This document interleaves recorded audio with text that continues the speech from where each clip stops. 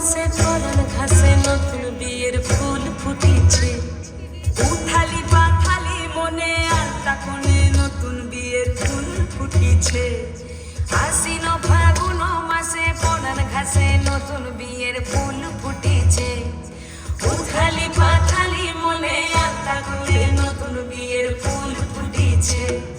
হি গো Piyali